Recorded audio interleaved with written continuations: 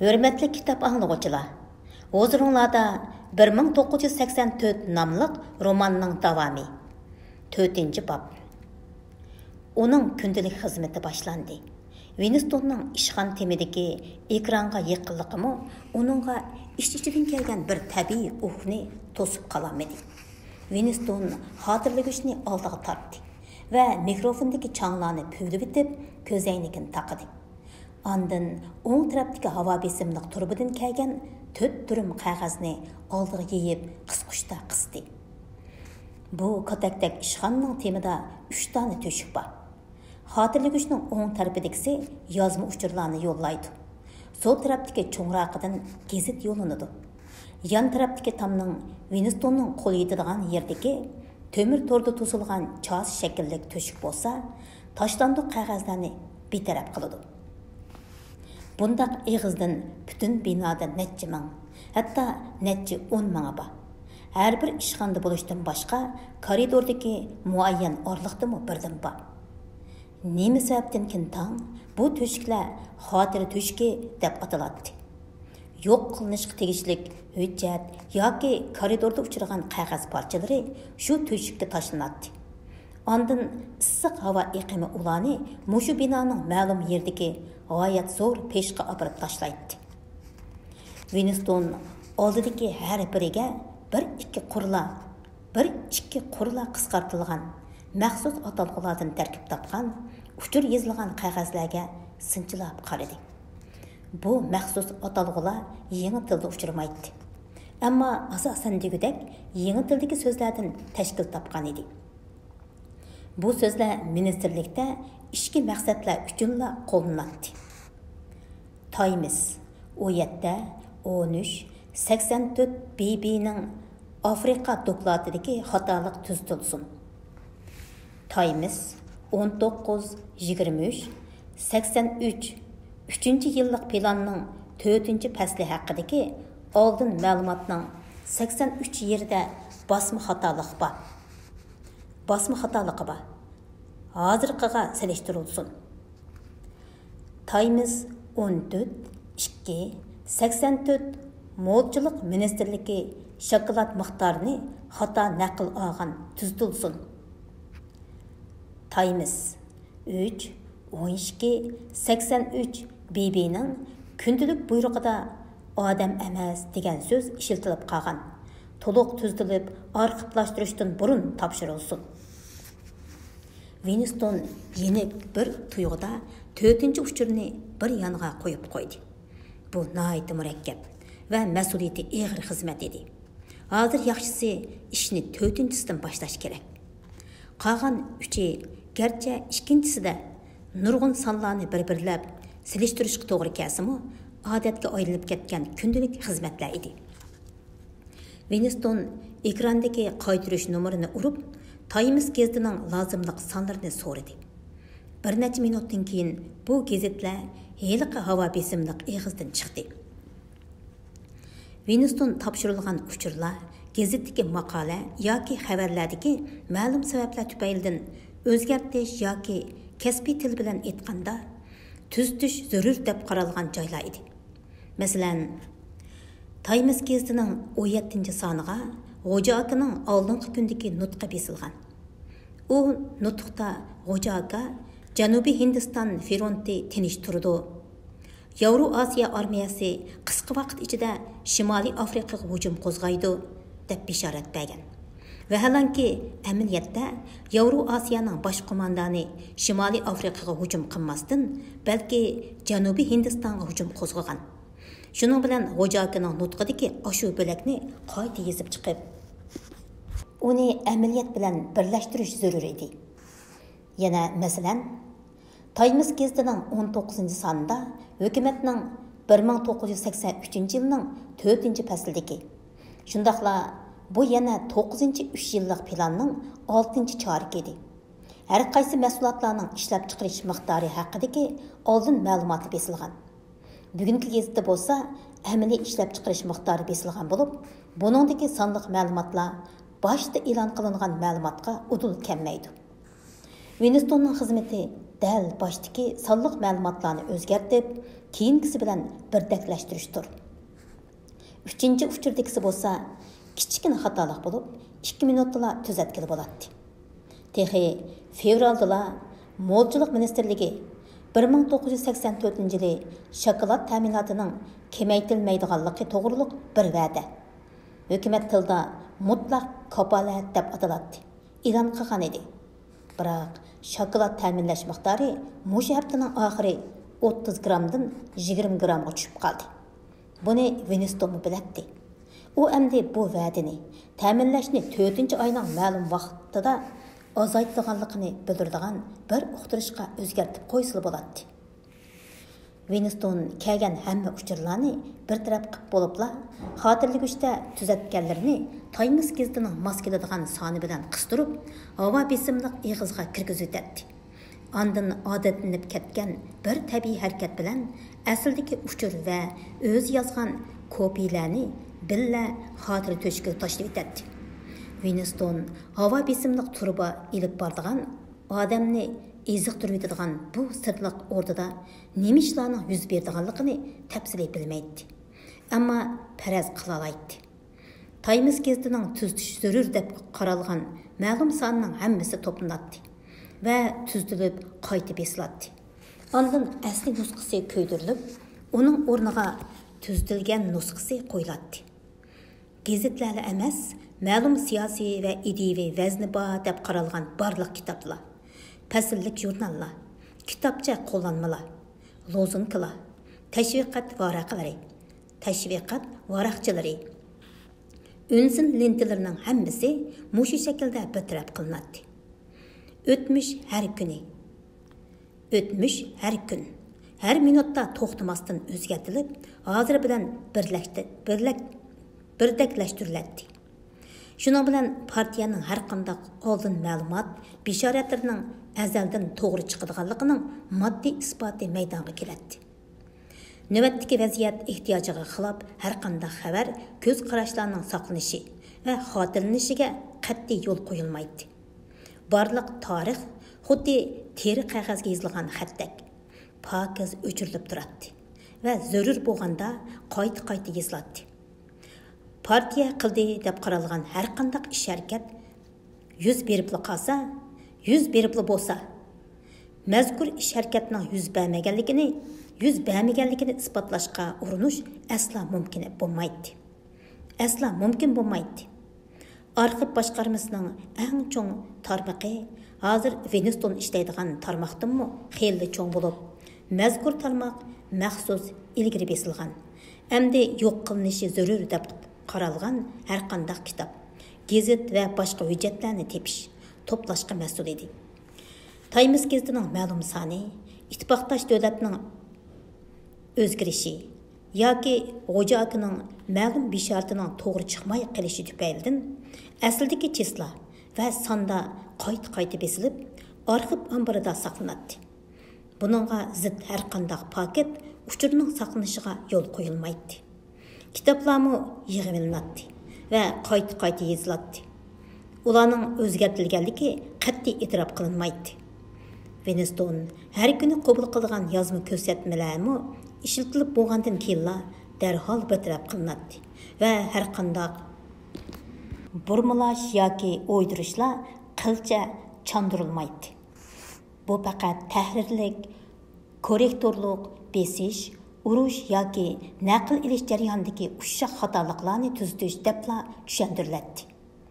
Amaliyotdami u Molchilik ministerligining sonliq ma'lumotlarini tuzatganda uni o'ydirmachilik deb o'ylamaydi. Bu faqat bir yolg'onning o'rniga yana bir yolg'onni almashtirishlar edi.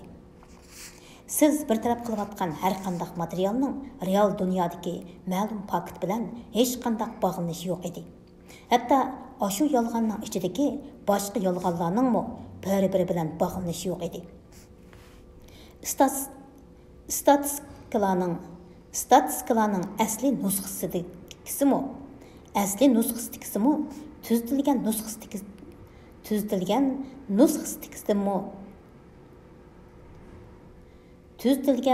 nusxasidagisimu o'xshashlar o'ydirmaydi.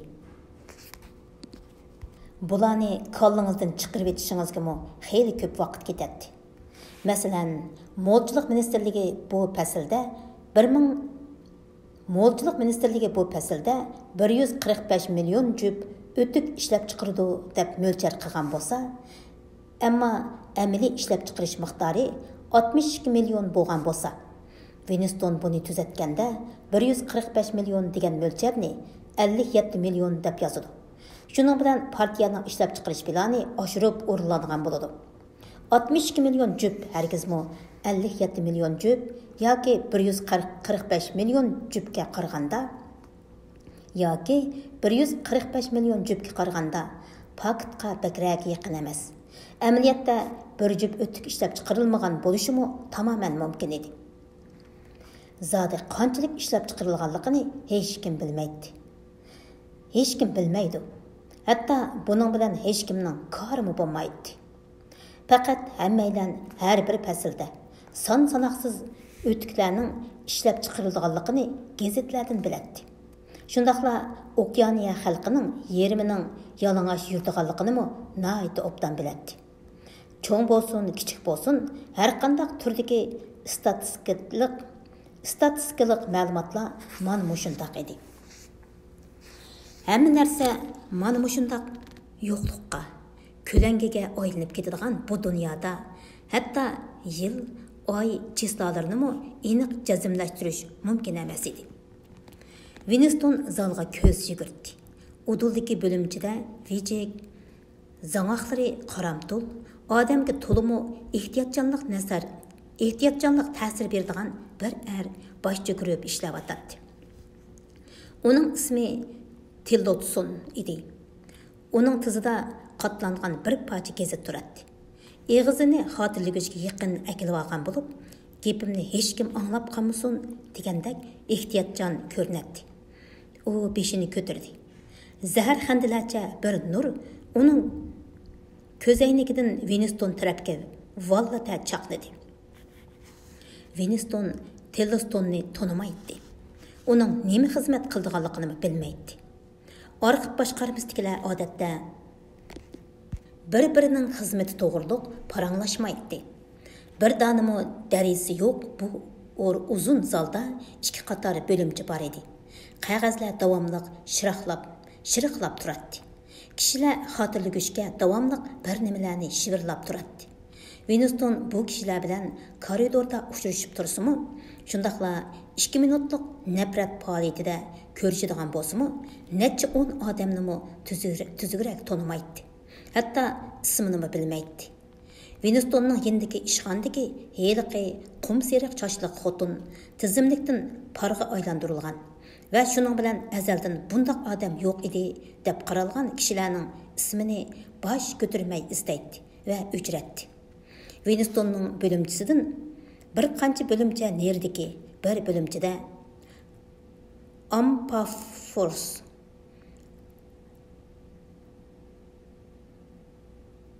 Amplifors ismlik muloyim nonqipi talat beparvo ko'rindigan qo'liqini qo'yoq tuk besib ketgan bir aylan bor edi. Uning ahang udarda olaydi talanti bor edi. Uning vazifasi idis chatoq. Ammo ma'lum sabablar bilan she'r to'plamlarida saqlanishi lozim deb qaralgan she'rlarning o'zgartirilgan nusxasini ishlash. Odatda bu bekitilgan tekst deb ataladi. 50 odam ishlaydigan bu zal intayin murakkab. Arxiv boshqarmasining ichidagi kichkina tarmoq rayon hisoblanadi. Bu zalning usti, osti, yonlaridagi zallarda bo'lsa, tixma odam tasavvur qilg'usiz, oyoq chiqmas xizmatlarni ishlaydi. Bu yerda nurg'un muharrir, batchik ishlaydigan yo'g'on bosmaxonlar, maxsus saxta rasm ishlaydigan, uskunlari nihoyat og'ir studiyalar, televiziya filmi ishlaydigan tarmoqlar bo'lib, bu yerda kasbiy loyihalovchilar, rejissyorlar, har xil odamlarning ovozini to'rashda olayda talantli artistlar ishlaydi.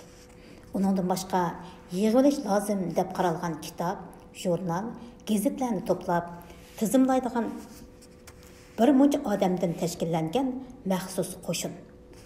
Materiallarning tuzilib bo'lgan nusxasini saqlaydigan g'oyat zo'r ombor. Asli nusxasini ko'ydiradigan g'oyat zo'r maxfiy pech bor edi. Ya'ni ma'lum o'rinda mushu butkul xizmatlarni moslashtiradigan tarixning qaysi qismi saqlanadi, qaysi burmilanadi, qaysi yo'qotiladi deganlarni belgilaydigan aqlli qo'shinim bor edi.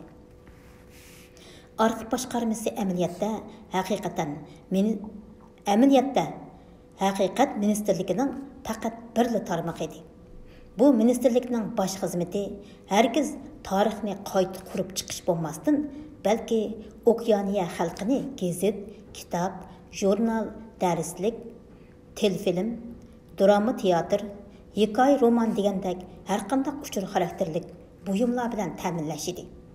Bular partiyaning odatdagi yo'l yo'riqlaridan boshlab ko'ngil echish programmalari, hatto biror shuar, biror kuplet lirik she'r, biologiya ilmiy maqolalari, bolalarning savad chiqarish kitobchalari va yangi til lug'atiga qadar hamma narsani o'z ichiga oladi. Bu yolg'iz partiyaning har xil ehtiyoji uchun emas. Yana tuvan tabaqadagi proletarlarning ehtiyoji uchunmi yuqorqi xizmatlarning hammasini o'xshash tariqada takrorlaydi. Bu yerda bir-biridan mustaqil bir qator bo'limlar bo'lib, maxsus proletariyatcha adabiy asar, muzika, teatr va boshqa ko'ngil echish mahsulotlarini ishlab chiqaradi. Bular ishlab chiqaradigan narsalarning ichida faqat tantarbiya, jinoyat, palchilikdan boshqa narsa bosmaydigan gazet, 5 tiyinlik roman, shahvoniy film, muzikant deb atiladigan bir uskuna bilan butunlay mexanikalik usulda ishlangan g'arib naqshi degandek narsalar bor edi. Texi yana shahvoniyat bo'limi, yangi tilda shundoq atiladi deb atiladigan maxsus mustaqil bir bo'lim bo'lib, eng tuvan darajadagi shahvoniy asarlarni ishlab chiqaradi. Shahvoniy asarlarni ishlab chiqaradi va bular eg'izi pechatlangan qoplarda tarqitiladi. Partiya a'zolarining hatto buni ishlaganlarning bularni ko'rishi cheklanadi. Winston xizmat qilayotganda havo besimliq eg'izdan 3 parcha uchir keldi. Bu hammasi oddiy ishlar bo'lib, u bularni nafrat faoliyatidan burunla tamomlab bo'lgan edi. Winston nafrat faoliyatidan qaytib kirib, ishkapdagi yangi til lug'atini oldi va xotirlagichni bir yoqqa ishtirib qo'yib, ko'zoynagini surtib etib, bugun atdiganki asosli xizmatiga o'tirdi. Winstonning hayotidagi eng chong xushalliq uning xizmatida edi. Halbuki bularning ko'pinchisi ushshaq-tushshaq, zerikishlik xizmatlar edi.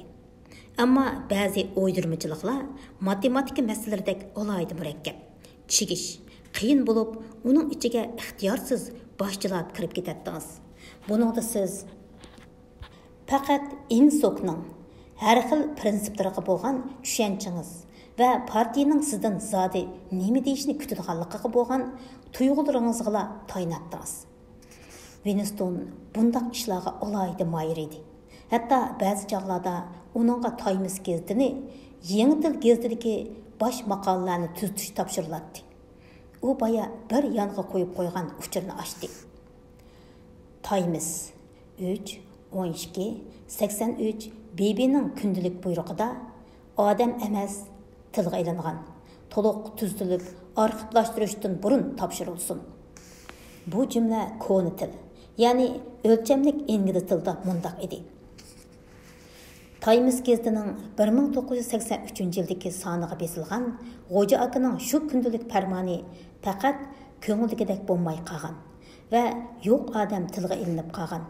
Qaytadan to'liq yozilsin va arxivlashtirishdan ilgari yuqori darajalik organlarga topshirilsin. Winston masala bor maqolani o'qib chiqdi.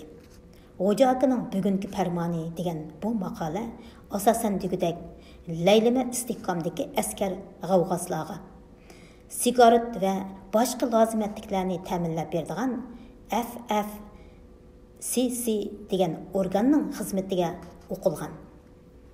Madiha bo'lib, uningda ikki partiyaning ko'zga ko'ringan a'zosi Whiters ismli bir yo'ldosh alohida tilga ilinib, uningga ikkinchi darajalik alohida tuhfa mukofoti berilgan ekan. 3 aydan keyin bu organ sababsizla tarqıtılıptı. Whiterus ve başqa münasibətdəki yoldaşlarının hazır nəzərdən düşüb qalğanlığını pərəz qılmaq təs emas, əlbəttə. Amma bunun xəbəri ya ekranda, ya mətbuatda berilmedi. Bu mu heyran qalğudək iş emas, əlbəttə. Çünki siyasi unsurlarga adətdə sot içilmaydı. Yoki cəmaət aldıda paş qılınmaydı. Adətdə neçə min kişi tutulduğan çoğ tozlaşlarda xoin və ideya cinayətçilərinə sot içilatdı. Və ular cəmaət aldıda biçarlarca məsələsini tapşırğandan keyin ölüm cəzası icra qılınatdı. Amma bu faqat ibrət qılıb qoyuş üçün 2-3 yılda birər qitim qılınatdı. Adətdə bolsa partiyaga azraqla narazılığı bar odamlar yo'qab ketadi. Və məngü iz derkini ağılıb olmaydı. Ularga zade nim bo'lganligi haqida hech kim qilchilik yip uchiga erisholmaydi. Ba'zida balkim ular texi hayot bo'lishi mumkin edi. Winstonlar o'zining ota-onasini hisoblamaganda ilgir keyin bo'lib yo'qab ketgan odamdan 30 nechini biladi. Winston qog'oz qisqish bilan yengilgina burnining ustiga chekdi. Udul bo'limchidagi yo'ldosh Telloston texicha eg'izni xotirligishga yaqin akilib bir nima bilan davatadi. U beshini sal o'ri qilib edi, ko'zoynikidan yana sovuq nur chaqnadi. Winston yo'ldosh Tellostonning o'zi bilan o'xshash xizmat qildigan qilmaydiganligini o'ylab qoldi. Bu tamoman mumkin ish edi. Bundaq murakkab, inchik xizmatning bir odamga topshirilishi mumkin emas edi. Yana bir tarafdan oxirlashib bo'lgan ishni nurg'un odam ishlaydigan birlik komitetga topshirib, bir o 20-chilikning maydonga chiqayotganligini ochiq oshkora e'tirof qilganlik hisoblanadi. Necha 10 odamning bir vaqtda bir-biriga noma'lum holda Xo'ja akaning deganlarining o'xshamagan variantlari ustida ishlayotgan bo'lish ehtimolligi nihoyat yuqori edi. Shuning bilan bir vaqtda ikki partiyadagi biror aql bu nusxalarning ichidan bir nechini tanlab, qayta tahrirlab, ondan uni murakkab bir silishtirish jarayonidan o'tkazadi. Shuning bilan eng oxirida tanlangan yolg'on mangulik arxivga kirgiziladi va haqiqatga aylanadi.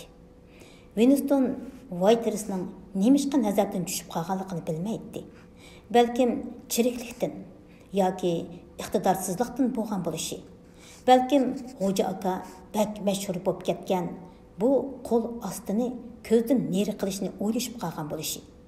Va balki Whiteris yoki uningga yaqin birarida xatarlik ideya bor deb qaralgan bo'lishi. Va yoki eng zo'r ehtimollikda pat-pat tozalash va parga aylantirishning hukumat xizmatining muqim bir qismi ekanligidan bo'lgan bo'lishi mumkin. Bu jumladagi birdan-bir yipuchi odam emas degan gap edi. Bu Whiterisning hozir oldi-burun o'lib bo'lganligini bildiradi. Odamlar qo'lga ilinsalar, cho'qim mushundaq oqibat yuz beradi. Debla o'ylab qolsangiz bo'lmaydi. Cho'qim mushundaq oqibat yuz berdi debla o'ylab qolsangiz bo'lmaydi. Ba'zilari o'lim jazosi ijro qilinishdan ilgari biror 2 yil erkin qo'yib beriladi. Texi ba'zida siz oldi-burun o'lib ketdi deb o'ylagan ba'zi odamlar ochiq sotlarda arvohdakli paydo bo'lib, yana boshqa bir qancha yuz odamni pash qilib, ondan yo'qab ketadi. Bu qitim haqiqiy, manguga yo'qab ketadi. Balkim Whiteris allaqachon odam emaslashtirilgan, o'ldirilgan bo'lishi mumkin edi. U endi yo'q bo'lgan. Bundaq odam mavjud bo'lib baxmagan edi. Winston Xo'ja akaning nutqidagi tendensiyani aksiga o'rib qo'yishni to'g'ri topmadi. U buni aslidagi tema bilan butunlay aloqasiz boshqa bir ishga bog'lab qo'yishni qaror qildi.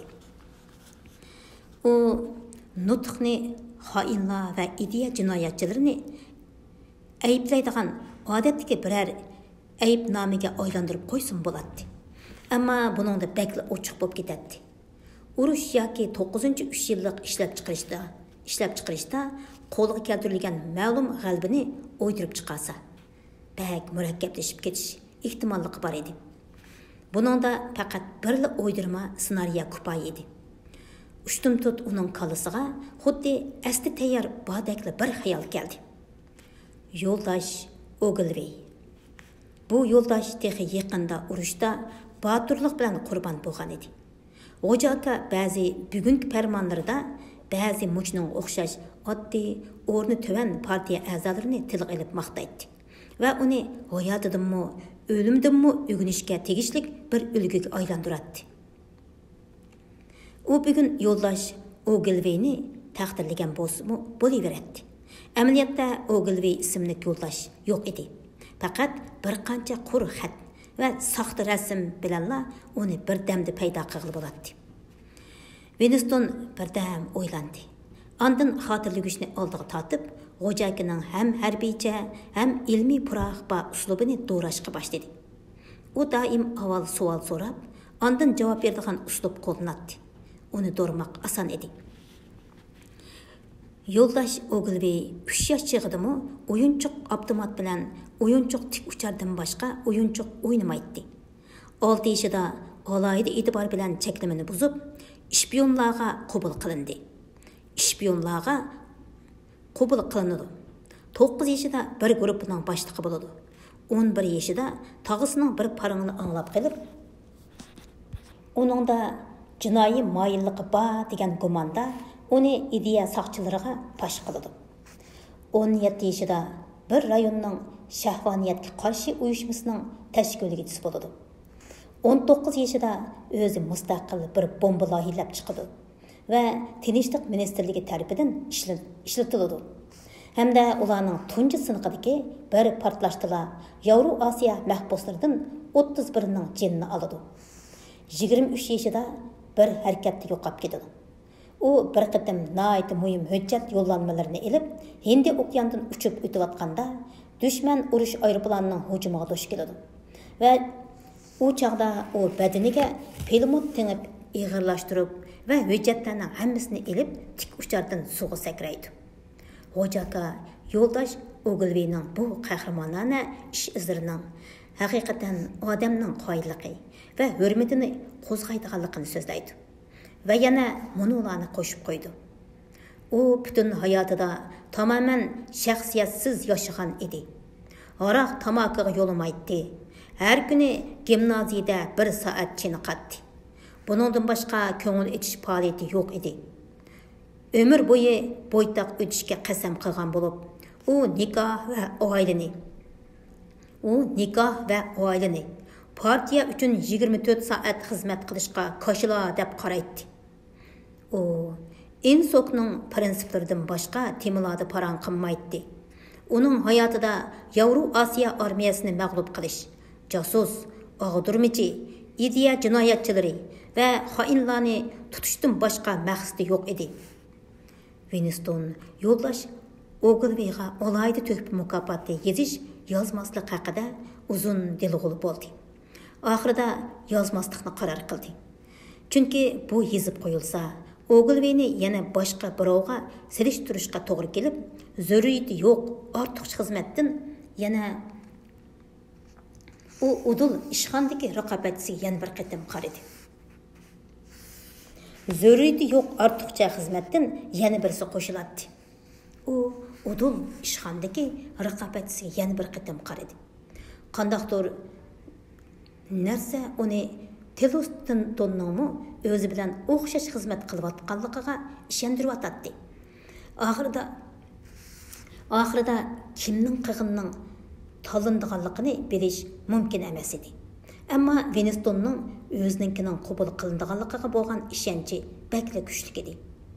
1 soat burun texi tasavvurdimi mavjud emas yo'ldosh Ogilvy mana endi bir faktga aylangan edi. Bu ish Winstonga tuyuqsiz qiziq tuyulib ketdi.